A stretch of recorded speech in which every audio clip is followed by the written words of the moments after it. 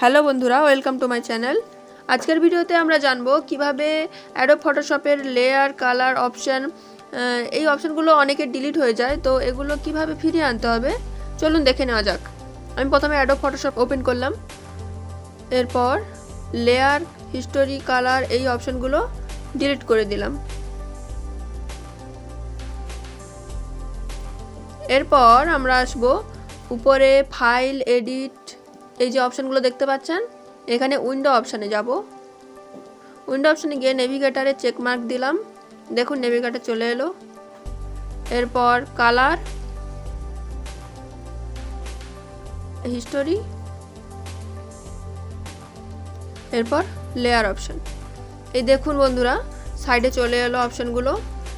তো বন্ধুরা, ভিডিওটি যদি ভালো লেগে থাকে তাহলে একটি লাইক করবেন এবং নতুন নতুন ভিডিও পাওয়ার জন্য অবশ্যই চ্যানেলটিকে সাবস্ক্রাইব করে দেবেন।